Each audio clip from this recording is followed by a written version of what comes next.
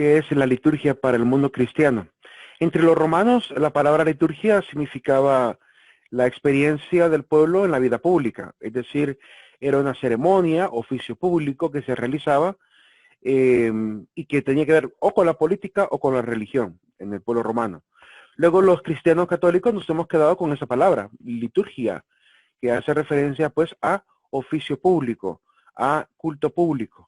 En este sentido, pues, la palabra de Dios constantemente hace alusiones, ¿verdad?, al tema de las ceremonias, ritos que hacían en el pueblo de Israel, pero también nos hace énfasis en que los cristianos seguían también teniendo experiencias cultuales, donde se reunían para compartir la palabra, para hacer la fracción del pan, para hacer las oraciones en comunión, ¿verdad?, por todos los santos, para interceder por todos los santos con su oración, y pues esa experiencia litúrgica se fue cada vez más embelleciendo, fue apareciendo evidentemente más contenido, ¿verdad?, más símbolos que fueron cada vez dándole la forma hasta lo que realmente tenemos hoy por liturgia.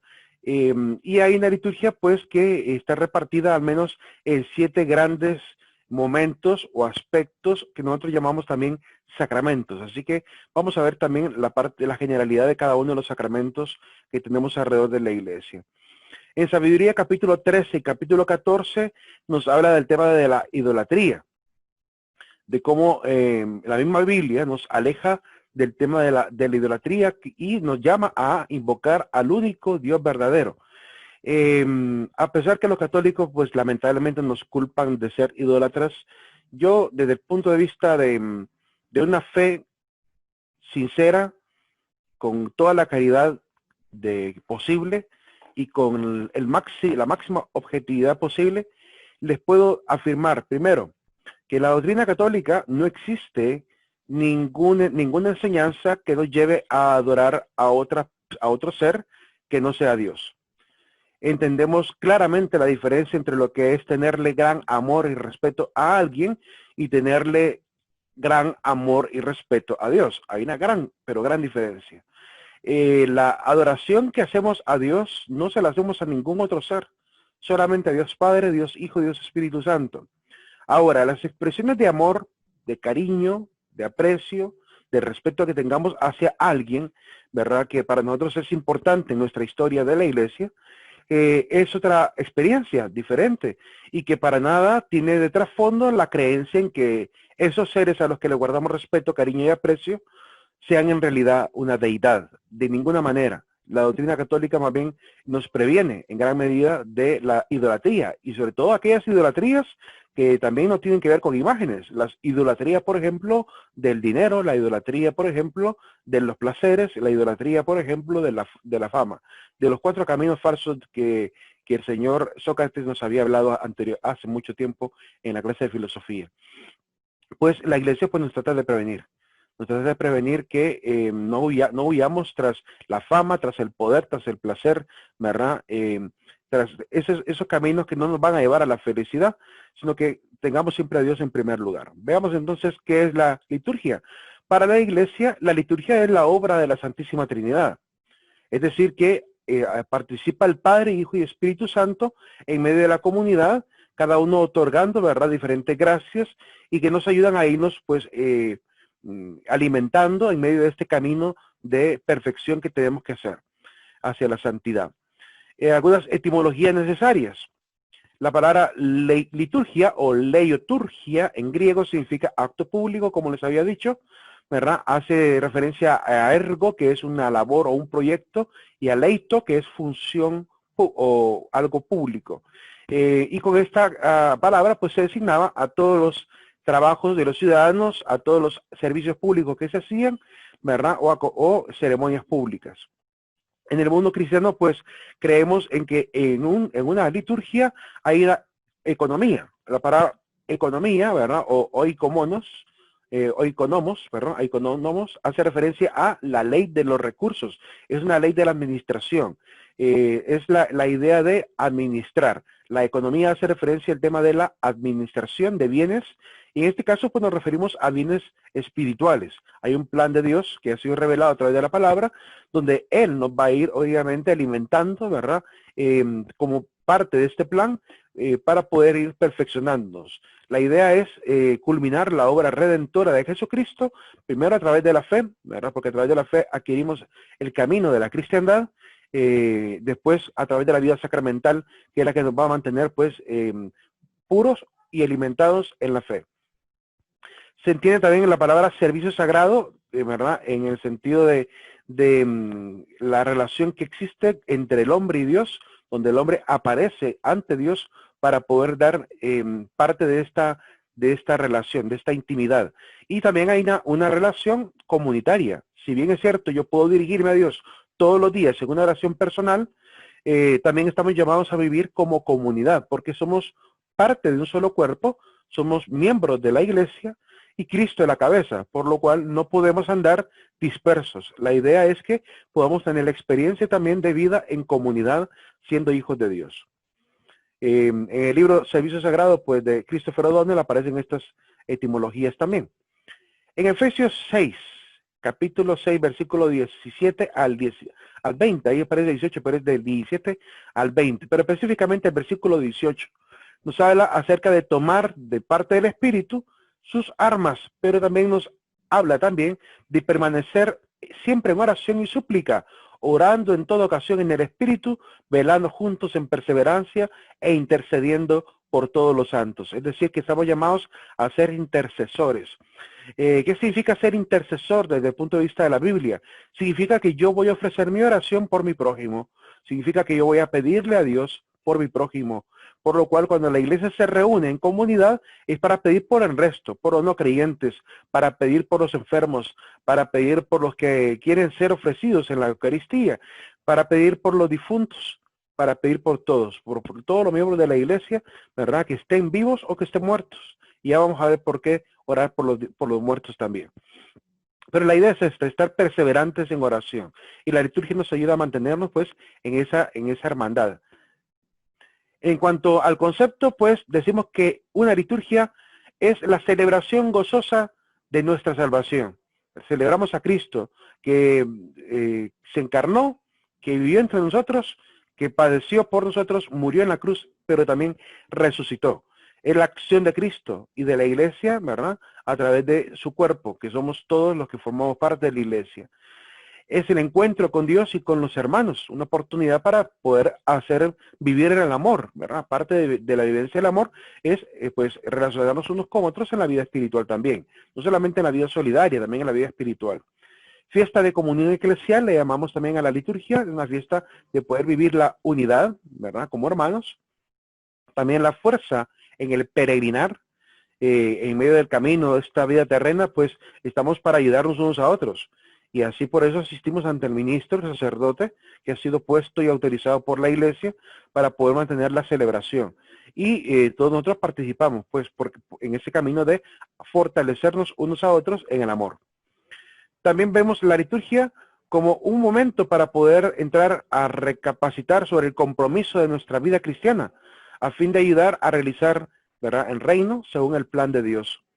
En ese sentido también es el ejercicio del sacerdocio de Jesucristo. El sacerdote, ¿verdad?, sigue cumpliendo lo que Cristo pidió a través de la última cena, ¿verdad?, que al menos en la fracción del pan se haga siempre.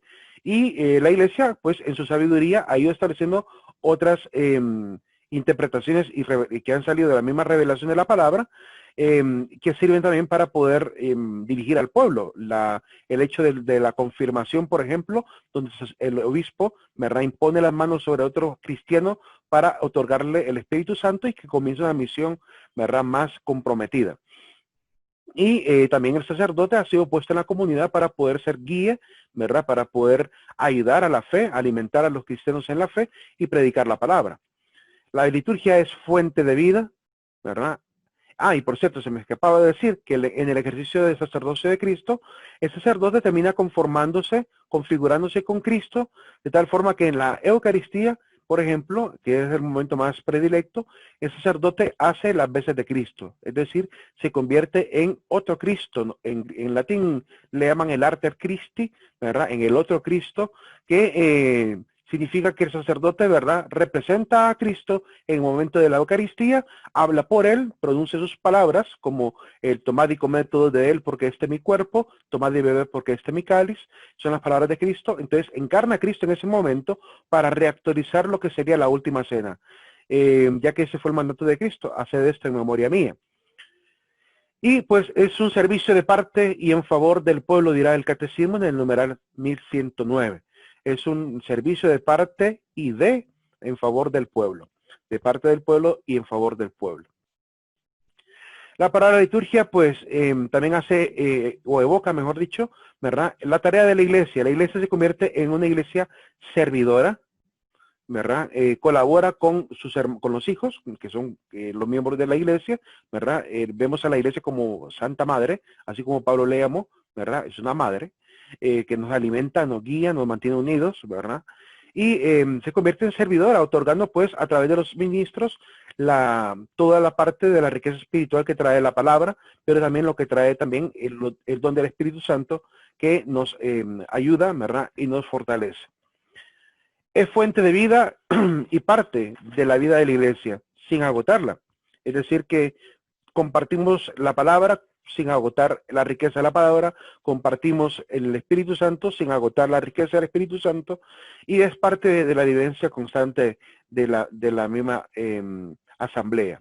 Es enseñanza del misterio salvífico de Cristo, porque evidentemente quienes participan en la liturgia se van también no solamente fortaleciendo en la fe, sino comprendiendo además quién era Cristo, ¿verdad? Comprenden, se alimentan, se educan, sobre todo los iniciados, ¿verdad? Que no han recibido quizá catequesis, la primera vez que llegan a una misa saldrán con bastante información, ¿verdad?, importante acerca de Cristo.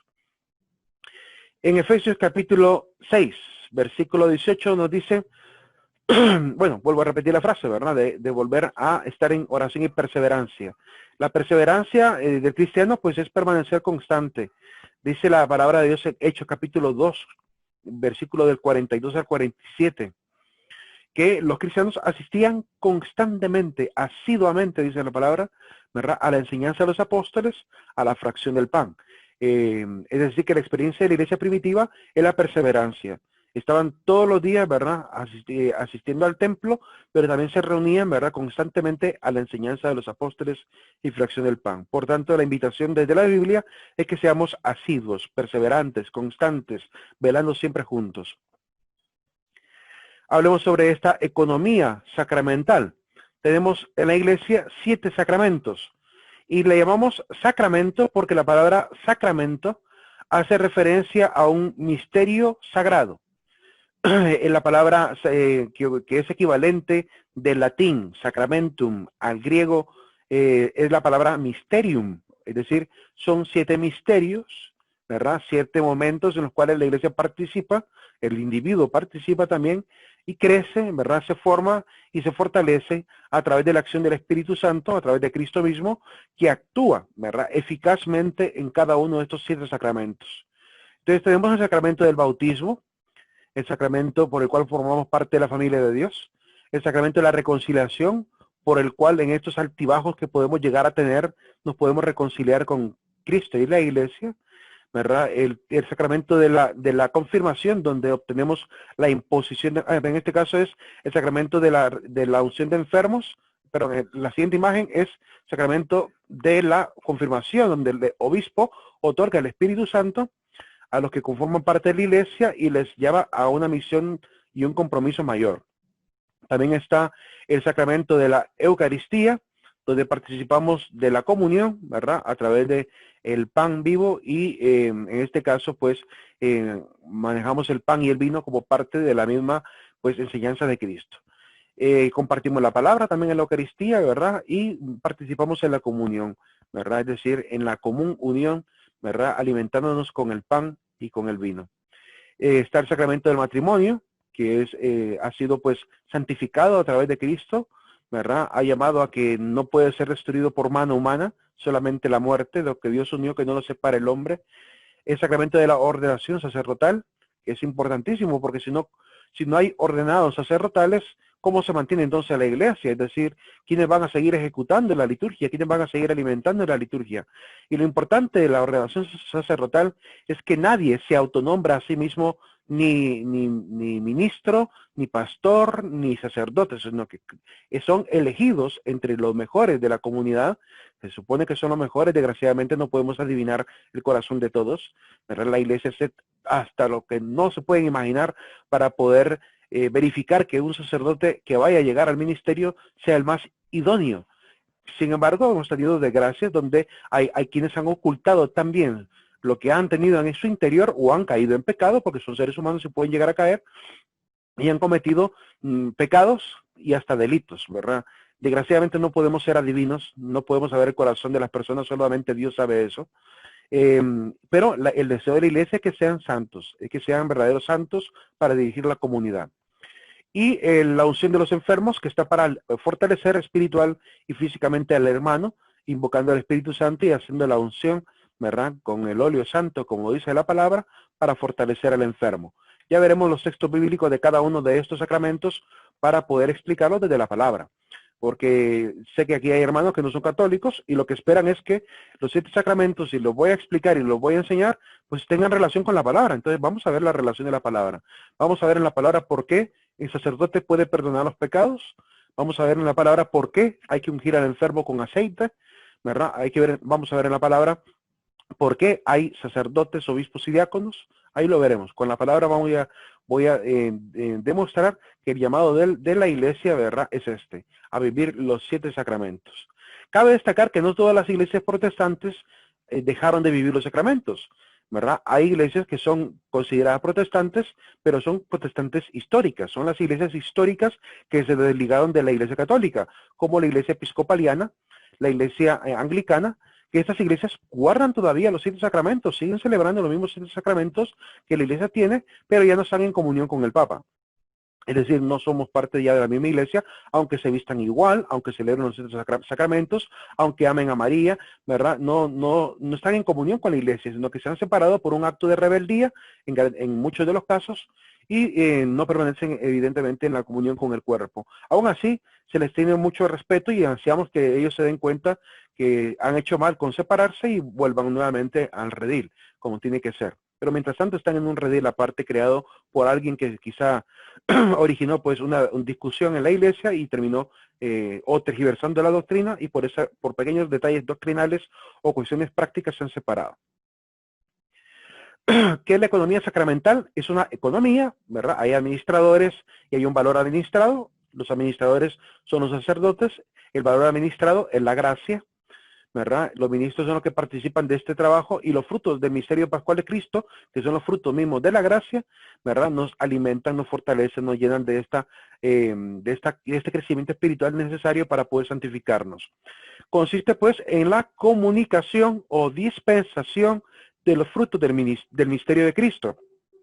En ese sentido, pues, este misterio pascual de Cristo, ¿verdad?, se vive de manera sacramental, de manera sagrada en la iglesia. Se otorga, por ejemplo, el bautismo. Ninguna mente humana puede explicar por qué el agua del bautismo purifica del pecado. Pero en la Biblia dice que el agua purifica del pecado. Y Jesucristo dice que quien no nazca del agua y no nazca del Espíritu no podrá entrar al reino de los cielos.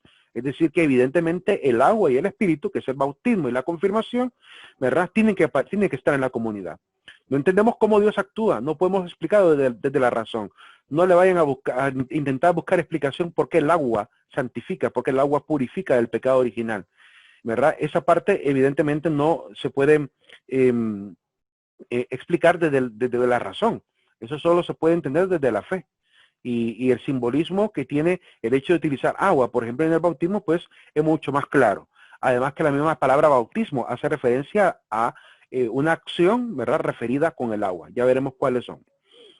En esta economía, pues, quiero leer algunos fragmentos, un texto bíblico donde dice: bendito sea Dios, Padre de nuestro Señor Jesucristo, que nos ha bendecido con toda clase de bienes espirituales y celestiales. Él nos eligió en la persona de Cristo antes de crear el mundo, para que fuésemos consagrados e irreprochables ante Él por el amor. Ser consagrado, es decir, ser santificado, ser irreprochable, ser perfeccionado, ser purificado para poder ser presentado ante Él por el amor de manera irreprochable y sin ningún tipo de mancha. Él nos ha destinado en la persona de Cristo por pura iniciativa suya a ser sus hijos, para que la gloria de su gracia, la gracia que nos viene a través de la vida sacramental, que tan generosamente nos ha concedido en su querido Hijo, redunde en alabanza suya.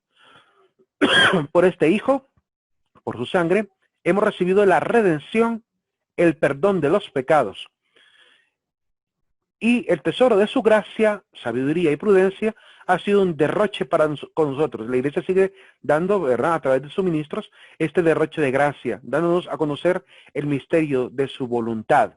La voluntad es que permanezcamos en comunión y que sigamos viviendo esta vida sacramental.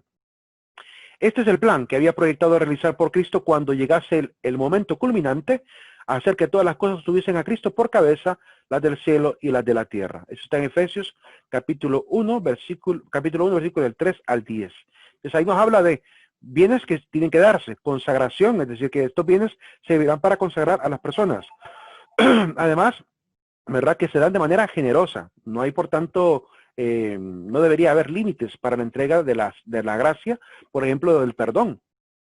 Si la gracia del perdón se otorga a través de la reconciliación, pues no hay por qué poner límites a alguien que quiera recibirla. Si alguien me dice, quiero confesarme contigo, ¿verdad? En el caso de que si yo fuera un ministro, yo tengo que aceptarle, no tengo que decirle, no, a usted no lo voy a confesar. Tengo que aceptar realmente que quiera confesarse y entrar obviamente en la reconciliación con Dios. Y pues esta idea de la redención que Cristo realiza a través de la vida sacramental, la acción de la gracia, el perdón que nos consigue de los pecados, ¿verdad?, básicamente es la vida de la Iglesia constante. En la liturgia, el Padre es reconocido, ¿verdad?, como la fuente, es el adorado, ¿verdad?, a fin de que todas las bendiciones de la creación y de la salvación lleguen a través de Él. Su verbo, que es Jesucristo, encarnado, muerto y resucitado por nosotros, nos colma también de sus bendiciones.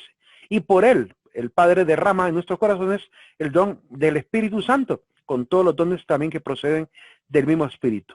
Eso nos dice el numeral 1082 del Catecismo de la Iglesia Católica. Importante entonces que la acción del Padre, Hijo y Espíritu Santo están presentes en este derroche de la gracia, ¿verdad? Participa el Padre, el Hijo y el Espíritu Santo. Si ustedes se fijan, los sacerdotes en la Iglesia Católica, cada vez que terminan una oración, normalmente hacen un final trinitario. Dicen, ¿verdad? Te lo pedimos a ti, Padre, que vives y reinas con Cristo en la unidad del Espíritu Santo y eres Dios por los siglos de los siglos. Es decir, que hace referencia al Padre, Hijo y Espíritu Santo a quien se dirige la oración. Cristo pues actúa de una manera muy particular en la liturgia. Él está presente en cada uno de los sacramentos, ¿verdad? Evidentemente es quien actúa a través del Espíritu Santo y pues nos ha dejado, ¿verdad?, a través de la palabra y sus apóstoles, la claridad al respecto de estos mismos sacramentos. Ya vamos a ver más adelante los textos. El misterio pascual de Cristo no solamente es pasado para la Iglesia, la Iglesia está llamada a reactualizar lo que Cristo padeció, sufrió y también la alegría de la resurrección. Se mantiene, por tanto, de manera permanente, pues la salvación domina, ¿verdad?, todos los tiempos. No se limita al primer siglo de la era cristiana. Tenemos que seguir recordando. Es lamentable cuando una iglesia cristiana se olvida del acto redentor de Cristo en la cruz y solamente quiere hablar y predicar a un Cristo resucitado. Cierta manera que Cristo resucitado es importantísimo, pero también, ¿verdad?, es igual de importante el tema de la redención. No se puede entender a un Cristo resucitado sin entender por qué fue que resucitó, qué fue lo que pasó antes de la resurrección y qué nos otorgó a través del sacrificio en la cruz. Por lo cual no podemos solamente predicar a un Cristo glorioso, también tenemos que predicar a un Cristo que se encarnó y que vivió y padeció por la humanidad. Si no, se va a ir perdiendo poco a poco la importancia de este sacrificio que realizó por la humanidad. Cristo dio poder a sus apóstoles para la santificación, ¿verdad? En el capítulo 20 de Juan, versículo del 21 al 23, dice lo siguiente. Aquí es un texto que voy a aclarar de una vez, ¿verdad? Es un texto donde voy a aclarar por qué decimos que los sacerdotes pueden perdonar los pecados. Que hay gente que dice, a veces cuando salen los sacerdotes y empiezan a hablar del perdón en las redes sociales, un montón de cristianos evangélicos se meten a decir, ¿y quiénes son para perdonar? Si lo único que perdona es Dios, dejen de engañarse, dicen los hermanos cristianos evangélicos. Sin embargo, pareciera que no han leído el texto de Juan, capítulo 20, versículo del 21 al 23, donde Jesús se apareció a los apóstoles y le dijo, la paz sea con vosotros, como el Padre me envió, también yo os envío. Primero, les da una misión. Les dice, yo vine por una misión y yo les voy a mandar por la misma misión, ¿verdad? Igual como el Padre. Dicho esto, sopló sobre ellos y les dijo, recibid el Espíritu Santo. Les otorgó algo que no estaba en los apóstoles, algo que le va a ayudar a los apóstoles, que está para servirle, ¿verdad? A la predicación, para fortalecerles, para darles dones espirituales que les permitirían poder actuar en la iglesia. ¿Y qué reciben con el don del Espíritu Santo? Les dice Jesús, a quienes perdonen los pecados les quedan perdonados, a quienes se los retengan les quedan retenidos. Si hasta ahí no hemos comprendido que el don del perdón que los apóstoles pueden otorgar en nombre de Cristo viene por el Espíritu Santo, pues de nada sirve seguir hablando del sacramento de la reconciliación. Si este primer versículo no lo podemos asimilar y darnos cuenta que el don del perdón viene por obra del Espíritu Santo a través de los apóstoles que son ministros de Cristo, y estos apóstoles, como dice la palabra más adelante, transmitieron el Espíritu a otros para que siguieran haciendo la misma acción en todas las iglesias, evidentemente entonces estamos poniendo en duda la palabra de Cristo y estamos haciendo a Cristo mentiroso. Si yo niego que un ministro, ¿verdad?, instituido por la iglesia, que es comunidad, no es realmente alguien que pueda perdonar, estoy volviendo mentiroso a Cristo. ¿Por qué? Porque estoy diciendo que Cristo no ha dado esa autoridad a nadie. Sin embargo, vemos en la palabra que sí la dio, ¿verdad? Entonces Cristo es el que otorga este ministerio a los apóstoles, y como podremos leer más adelante, los apóstoles seguirán generando ministros, como sabiendo que ellos no van a perdurar, van a seguir obviamente nombrando a nuevos ministros en la iglesia para que estén en las iglesias al frente de la comunidad, alimentando al pueblo y fortaleciendo al pueblo. En 2 Corintios capítulo 5, del 18 al 20, dice lo siguiente: y todo proviene de Dios, es decir, el sacerdote, el discípulo del apóstol, ¿verdad? Que originalmente es en ese orden, apóstol primero, después los discípulos de los apóstoles, y por último, pues estos discípulos son sacerdotes o ministros de parte de la iglesia. Esto viene de Dios, es decir, no es un don que se hayan auto-otorgado, como hacen algunos ministros que se hacen llamar a sí mismos apóstoles, y uno pregunta, ¿quién les dio ese apostolado? Entonces, en este caso, todo proviene de Dios, que nos reconcilió por medio de Cristo, consigo por medio de Cristo, y nos confió el ministerio de la reconciliación. Cristo, al darle a los apóstoles la capacidad de perdonar los pecados, les está confiando la misión de poder reconciliar a todos, es decir, de poder llamar a todos al perdón, de decirles, vengan, ¿verdad? Confiésense.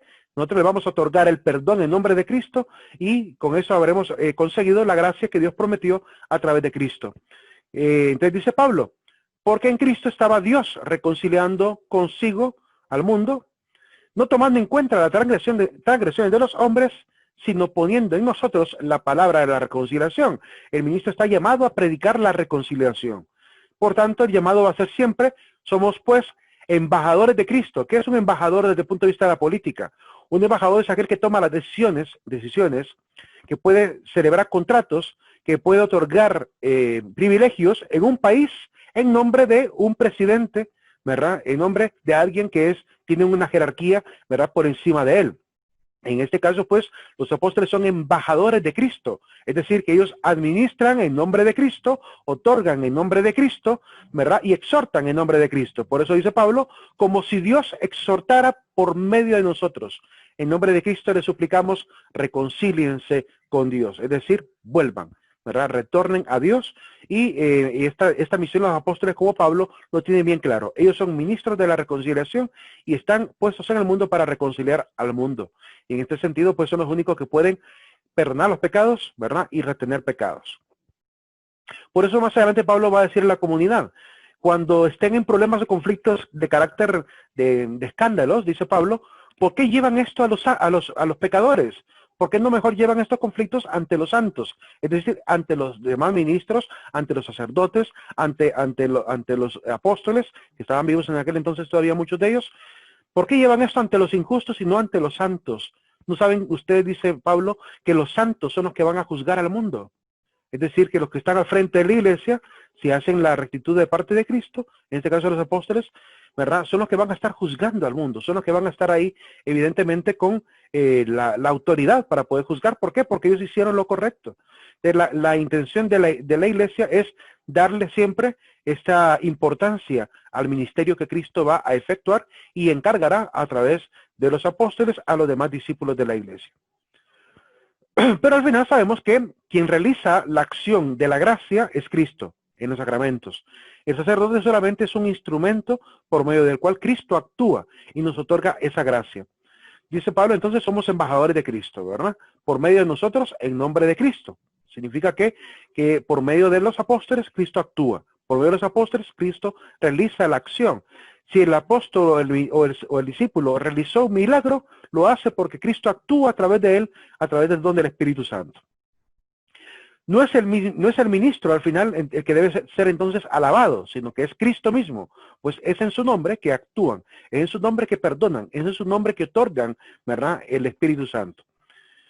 Dice Hechos capítulo 19, 5, cuando oyeron esto fueron bautizados en el nombre del Señor Jesús. Es decir, no fueron bautizados en el nombre del Pablo, en el nombre de Pedro, ni en el nombre de Apolo. Fueron bautizados en el nombre de Jesús, porque así Cristo lo pidió, en el nombre del Padre, del Hijo y del Espíritu Santo. No en nombre de nadie más, sino solamente en nombre de Dios. En este sentido dice, en Hechos 16, 18, cansado Pablo se volvió y dijo al Espíritu, en nombre de Jesucristo te mando a que salgas de ella. No le dice, yo te ordeno, como hacen muchos ministros hoy en día. Muchos ministros empiezan a decir, yo te ordeno, yo declaro. No, no. Usted no declara ni ordena. Quien realmente ordena es Cristo. Y entonces tengo que decir, en nombre de Cristo, ¿verdad? En nombre de Cristo te ordeno. No tengo que decir, yo te ordeno. Porque la orden no viene de usted. Usted no tiene el poder más que por el Espíritu Santo, por lo cual, si usted realiza un milagro, una acción, una curación, una expulsión de demonios, no la hace por su propio nombre, la hace en nombre de Cristo, y no se nos puede olvidar decir en nombre de Cristo, porque el nombre de Cristo tiene poder. Y dice el texto que en un momento el espíritu maligno abandonó a la persona, pero tiene que ser en nombre de Cristo. Pablo no dijo, en mi nombre, ¿verdad?, sal de ese espíritu, no dijo para nada. La acción es en nombre de Cristo siempre. En Hechos 22, 16 dice, y ahora, ¿qué esperas? Levántate, recibe el bautismo y lava tus pecados invocando su nombre, invocando el nombre de Cristo. En Juan capítulo 14, versículos del 13 a 14 dice, y todo lo que pidan en mi nombre, palabras de Jesucristo, yo lo haré, no usted lo hará, yo lo haré, para que el Padre sea glorificado en el Hijo. Si me pedís algo en mi nombre, yo lo haré. Jesucristo confirma que es Él quien actúa, es Él quien realiza la acción. Por lo cual, cuando el sacerdote bautiza y redime el pecado original, no redime Él, redime Cristo. Cuando el sacerdote otorga el perdón de los pecados en el sacramento de la reconciliación, no perdona Él, perdona Cristo. Él solamente absuelve, es decir, recibe los pecados del hermano, los eleva a Cristo y remite a Cristo, y es Cristo que por la fe creemos va a otorgar el perdón, al ver obviamente la obra de humildad del hermano de pedir perdón. De la iglesia administra, otorga aquello que Cristo da, que es el perdón. Es un don que habita en el ministro, pero siempre en función de que es Cristo quien realiza la obra. El misterio pascual de Cristo, pues, es central en nuestra vida cristiana, ¿verdad? Quiero leer un pequeño capítulo, un pequeño fragmento. Ahí está numerado Eclesiástico 51, pero realmente quisiera leer otro fragmento que me parece mucho más interesante para enfocarnos un poquito en más que el 51, quiero leer un versículo antes, Eclesiástico 50. Es un versículo que nos va a recordar cómo incluso en el pueblo de Israel ya había toda una liturgia, ya había toda una expresión de la iglesia, ¿verdad?, en constante alabanza a Dios por la salvación del ser humano. Entonces quiero leer este capítulo 50, y si tienen su Biblia en su mano, por favor me acompañen en la lectura. Más o menos parecida a la traducción en algunas Biblias, pero preferiblemente si tienen la Biblia del pueblo de Dios sería ideal, porque es mucho más cercana a la que voy a leer. Yo voy a leer la versión Jerusalén, que me parece también muy buena. Es la mejor Biblia que puedo valorar. Eclesiástico 50. Yo le he puesto a ese texto de la Biblia, le he puesto el título, aunque el título del capítulo se llama El sacerdote Simón, yo le cambié el título. Ya es un antojo mío y como estoy acostumbrado a manchar mi Biblia para hacer mis estudios bíblicos, pues yo le puse en la parte de arriba, no sé si lo logran ver a través de la cámara, ¿verdad? Un cuadrito que dice la misa. Yo le puse ahí la misa o la Eucaristía, porque para mí lo que está explicado en este capítulo 50 es una versión antiguo testamentaria de lo que después sería la misa para el cristiano. Quiero leer desde el versículo 5 en adelante, versículo 12, 50 del 12 en adelante. Primero quiero decir que quienes están ahí hablando, evidentemente están hablando de un sacerdote llamado Simón, ¿verdad? Que él se vestía, se adornaba para poder celebrar en el templo del Altísimo. Quiero leer del versículo 6, del versículo 6 en adelante, 56 en adelante. Como el lucero del alba en medio de las nubes, como la luna en plenilunio, como el sol que brilla sobre el templo del Altísimo, como el arco iris que ilumina las nubes de gloria, como el rosal florecido en primavera, como lirio junto a manantial, como cedro del Líbano en verano, como fuego e incienso en el incensario, como vaso de oro macizo. Miren los símbolos: incensario, vaso de oro, adornado de toda clase de piedras preciosas. Es decir, que aquello que utiliza el sacerdote Simón, el incensario, el vaso de oro, no es cualquier objeto, no es una cosa mínima. En el pueblo de Israel acostumbraban preparar los mejores instrumentos de la liturgia para Dios, por lo cual eran de oro macizo. Si el oro es lo más valioso para el hombre, tenía que ser de oro lo que hicieran a Dios, por lo cual no tenían ningún problema para hacerle objetos de oro dedicados a Dios.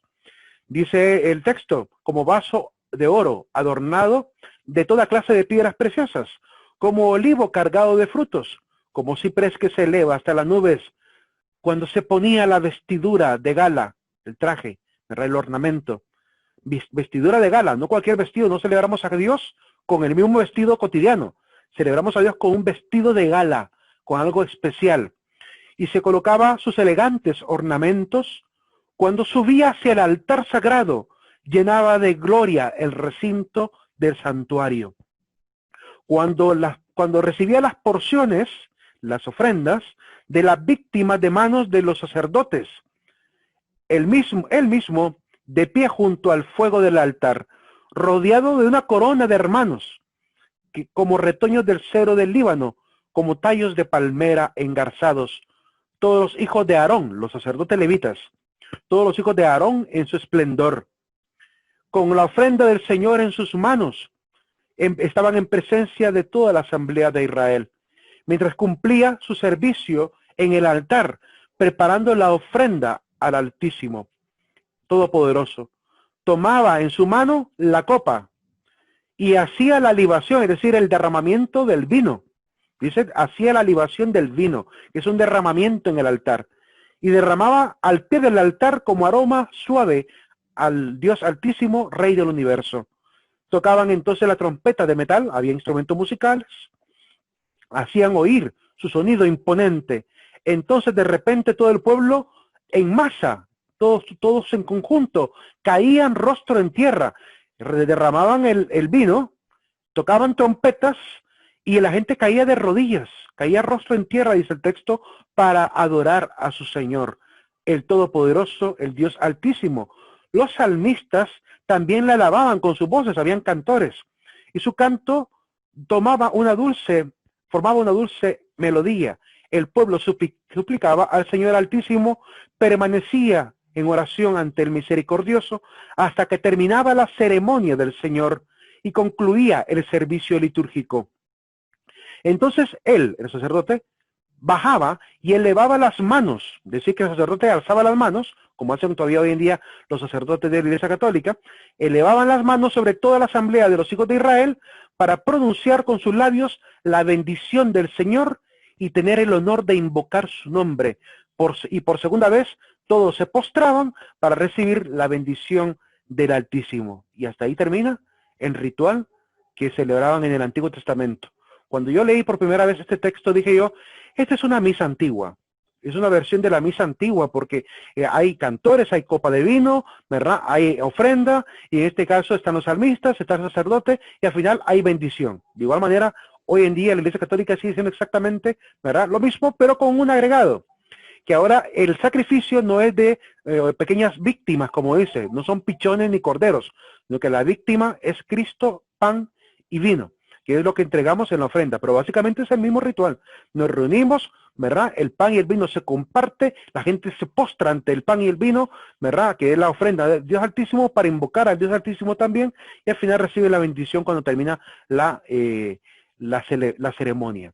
Entonces, desde el Antiguo Testamento podemos ver evidentemente que hay una acción de gracias, hay una Eucaristía. De hecho, el capítulo 51 lo que nos va a contar es la acción de gracias, que es un himno de acción de gracias. Y quiero leer un fragmento de ese himno. Dice: te doy gracias, Rey y Señor, te alabo, oh Dios, mi Salvador, a tu nombre doy gracias porque fuiste mi protector y mi auxilio, y me libraste mi cuerpo de la perdición, del lazo de la lengua traicionera, de los labios que urden mentiras. Frente a mis adversarios fuiste mi auxilio y me libraste por tu inmensa misericordia y tu nombre glorioso, de las dentelladas de los hombres que iban a devorarme, de la mano de los que buscaban mi vida, de las muchas tribulaciones que he sufrido, de las llamas sofocantes que me envolvían, de un fuego que yo no había encendido, de las entrañas del abismo, de la lengua impura, de palabra mentirosa. Por tanto, la liturgia es un espacio para poder salvarse, para poder evitar, ¿verdad?, caer en el Sheol, en esta fosa fatal, y todo lo contrario, prepararnos básicamente para recibir de parte de Dios, ¿verdad?, su gracia. Y mi oración fue escuchada, pues tú me salvaste de la perdición y me libraste de aquel mal momento. Por eso te daré gracias y te alabaré y bendeciré en nombre del Señor. Entonces ahí habla de la bendición constante por esta salvación que hemos recibido. Y qué hermoso que está esa oración de la acción de gracias inmediatamente después de la ceremonia, que yo le llamo pues una misa antigua, ¿verdad? Ya vamos a ver más adelante, ¿verdad?, la estructura de parte de lo que hacemos en la Eucaristía y por qué lo hacemos. Y desde ya les quiero aclarar qué significa la palabra misa. En la tradición católica, pues, que hacía que el sacerdote al final de la Eucaristía dijera una frase en latín, ¿verdad?, que sería misa est finita, la misa ha terminado, ¿verdad? Es decir, podréis iros. Lo que está invitando al sacerdote, lo que está diciendo al sacerdote al final, o el diácono, es idos, ¿verdad?, que ya está terminado, idos en paz, como dice todavía el sacerdote hoy en día, ¿verdad?, podéis ir en la paz del Señor.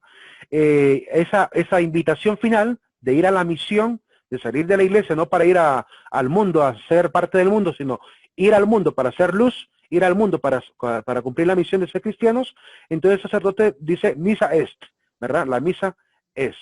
Y en este sentido, pues, celebramos la Eucaristía, ¿verdad?, por medio del sacerdote. Ahí nos quedamos, chicos. Nos vemos